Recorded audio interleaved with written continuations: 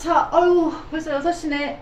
자, 회의는 오늘 이 정도로 마치고, 자, 오늘 회의 끝나고 별 약속들 없지? 사회생활 잘 하려면, 있는 약속도 없어야지, 응? 아이, 농담이야. 자, 그래서 이렇게 비가 추적추적 오는 날에 말이야, 삼겹살에 소주가 딱인데. 자, 어때? 간만에 상무님 모시고 우리 회식 한번 할까? 응? 네, 좋지요. 아이씨, 또야? 필라테스 예약해놨는데.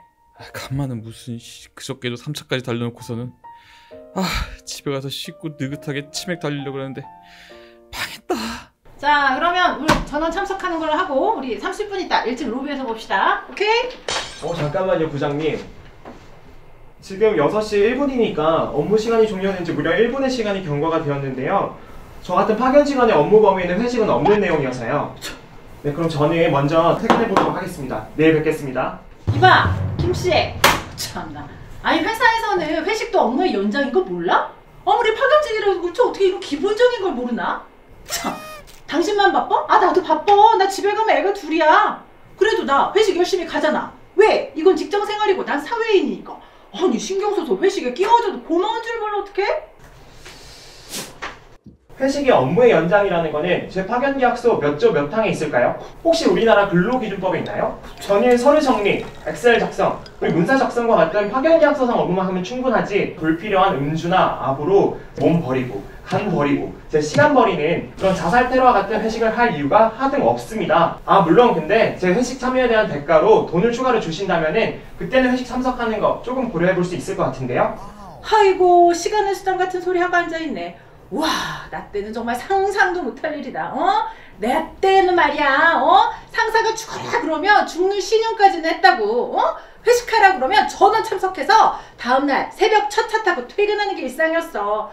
아이고, 그렇게 주변 머리가 없으니까 정규직도 안 되고 맨날 파견직 신세인 거야, 알아? 주변 머리 있으신 나 부장님께서 계속해서 죽는 신용 하시면서 평생 좋아하는 삼소 드시길 바라겠습니다. 그리고 여기 계신 송 부장님이나 박 대리님이 부장님이랑 같이 먹는 삼소 얼마나 스트레스 받는지 잘 모르시죠? 그리고 제 이름은 이봐 김씨가 아니라 미스터 킴입니다. 제 이름으로 불러주세요. 혈압올라. 박 대리, 왜 준 거죠? 왜 줘? 내가 회사를 너무 오래 다녔어.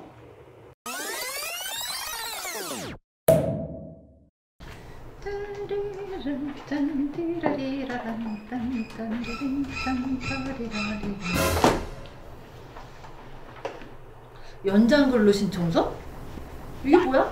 부장님, 아시다시피 제가 어제 회식에 참석해서 정확히 오후 7시부터 9시까지 1차 그리고 9시부터 11시까지 2차 이렇게 총 4시간 동안 연장 근로를 제공을 했는데요. 저녁 10시부터 11시까지는 야간 근로라고 하더라고요. 그래서 제가 제 친구인 세종노동그룹 변호사한테 물어봤더니 50%가 아니라 100%의 가산수당이 지급된다고 합니다. 총 4시간의 기본 임금 그리고 250%의 가산수당이 합쳐진 연장 근로 신청서 이렇게 제출드립니다.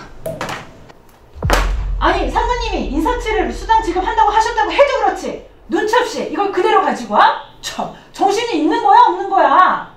당신한테는 이 회사에 대한 기본적인 이 동료들에 대한 예의라는 게 없어 도대체? 회사가 그냥 당신 수당 뜯어내는 그런 곳이냐고. 아니, 그리고 당신도 술 마시고 고기 먹고 노래하고 할 거 다 했으면서 무슨 얼어죽은 수당이야 수당이. 부장님, 그렇게 말씀하시면 제가 너무 섭섭한데요? 제가 어제 회식에서 나름 많은 공로를 세웠다고 생각이 드는데 부장님 기분 좋으시라고 제가 열심히 비위도 맞춰드리고 또 고진 감래주, 토닉 워터주, 요즘 MZ들이 먹는다는 폭탄주 열심히 제조를 했었거든요. 2차에 가서도 제가 부장님 추시는 춤에 맞춰서 탬버린도 열심히 추고 노래방 사장님한테 30분 추가 보너스를 얻어내면서도 제가 얼마나 손이 발휘되도록 빌었는지 아십니까? 그러면 이 정도면 제 근로에 대한 정당한 대가를 청구하는 것 같은데요.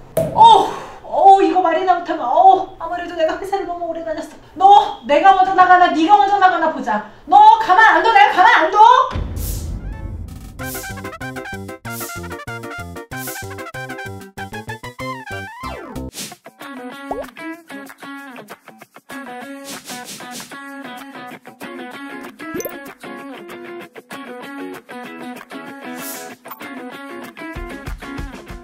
워라밸이라는 것이 굉장히 중요한 가치로 대두가 되면서 명시적으로 거부 의사를 밝히는 경우도 생기고 야근 수당 같은 것을 주지 않고 야근을 시키거나 하는 경우에는 더 불만이 많은 것 같다고 생각합니다.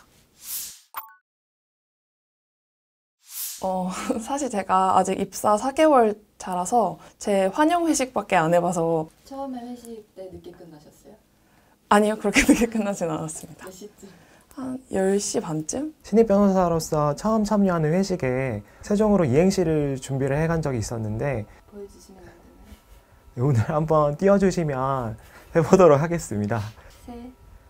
세종 노동팀에 와서 정말 좋습니다. 네. 죄송합니다. 사실 제가 아직 골프를 한 번도 안 쳐봤고 또 찾아보니까 배우는데도 되게 비용이 많이 든다고 하더라고요. 적정 수준을 넘어서는 활동을 좀 기피하게 되는 경향이 있는 것 같은데요. 취한 모습을 보이고 망가진 모습을 보여야 반드시 친해지는 것은 아니라고 생각을 합니다.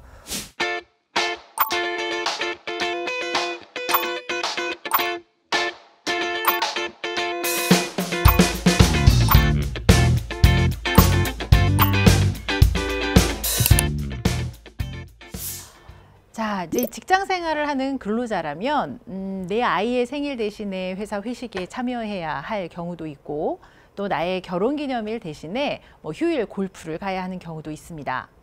자, 그렇다면 내가 자발적으로 100% 원하지는 않아서 참여하게 되는 이런 시간들, 근로시간에 해당할까요?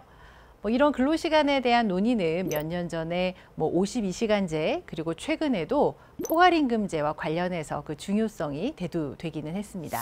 자, 몇 가지 직장인이라면 귀가 솔깃해할 만한 근로시간 해당성 사례에 대해서 말씀을 드려보겠습니다. 회식이 근로시간에 해당하는지에 대해서는 아직 의미 있는 판례 사례를 찾을 수는 없습니다. 하지만 고용노동부의 기본적인 입장을 참고할 수는 있겠습니다.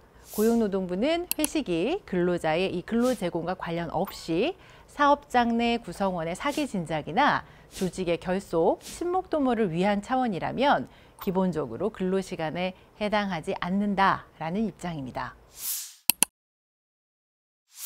일단 이제 세미나에 가서 회사의 업무 목적하에 집중적으로 논의를 하는 시간이다. 이 경우에는 근로시간에 해당할 수 있습니다. 하지만 공식 일정이 끝나고 예를 들면서 술 한잔 하시면서 식사를 하는 그 경우에는 친목도모의 성격이 좀 더 강하기 때문에 그 경우까지 근로시간으로 볼 수 없다는 게 고용노동부 입장이라고 이해하시면 되겠습니다. 휴게 시간 같은 경우에는 좀 상황에 따라서 나눠서 생각해 보실 필요가 있습니다. 예를 들어서 판례 중에는 아파트 경비원의 야간 휴게 시간의 경우에 근로시간으로 인정한 사례가 있습니다. 하지만 같은 이 휴게 시간이라는 타이틀이라고 하더라도 버스기사들이 배차표 중간중간에 쉬는 대기 시간은 근로시간으로 인정하지 않았습니다. 근로시간으로 인정하지 않았던 이유는 자유로운 사용이 보장되었다라는 점에 근거할 겁니다. 이렇게 같은 이름이라고 하더라도 사용자의 지휘, 감독 아래 있으면서 언제든 다음 근로를 하기 위해서 대기하는 시간인지 아니면 시간적인 혹은 장소적인 구애를 받지 않고 다음 근로에 지장만 없다면 자유롭게 사용할 수 있는지 상황에 따라서 근로시간 해당 여부가 결정된다고 보시면 되겠습니다. 고객 접대를 위해서 휴일에 골프 치시는 경우 많으실 텐데요. 이에 대해서는 흥미로운 판결 하나가 있었습니다.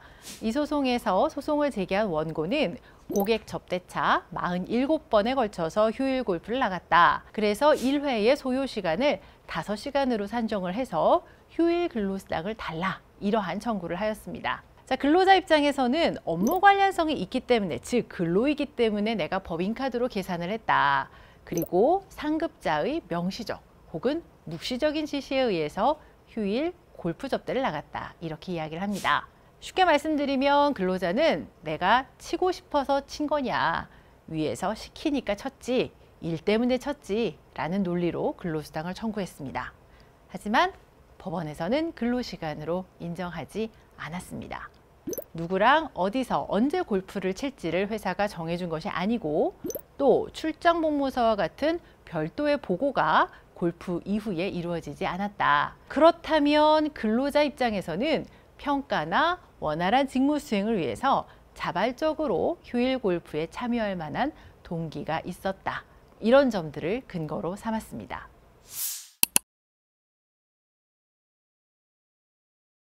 요새는 SNS나 문자를 많이 쓰시기 때문에요. 골프를 갈 때 상사와 연락한 내용들 그런 것들이 증거로 제출되는 경우도 많이 있습니다. 하지만 그것만으로 근로시간에 해당한다, 휴일 골프가, 이렇게 보기는 좀 어려울 것 같고요. 예를 들면 그 지시를 어겼을 때 인사적인 불이익이 따라온다든가, 그래서 도저히 거부할 수 없는 상태였다든가, 이런 경우에만 근로시간으로 제한적으로 인정이 가능할 것 같습니다.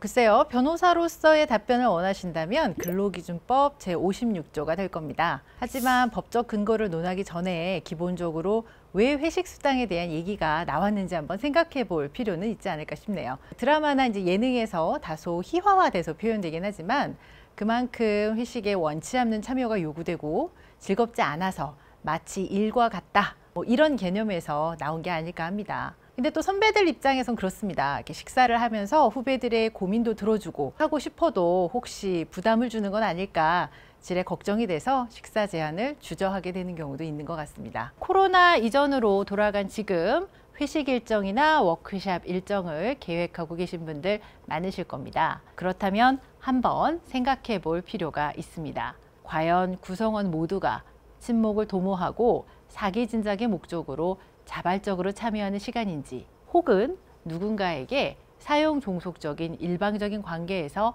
참석을 강요받고 있다고 느끼는 시간은 아닌지 말입니다. 물론 근무 시간 후 활동에 참여하고 싶지 않아 하는 사람들의 의견도 반드시 존중될 필요가 있습니다. 하지만 그만큼 조직의 결속력을 다지기 위해서 자리를 마련하고자 하는 사람의 선의도 존중받았으면 좋겠습니다. 결국은 법적 문제를 떠나서 상호 간의 소통과 이해가 먼저여야 하지 않을까 싶습니다.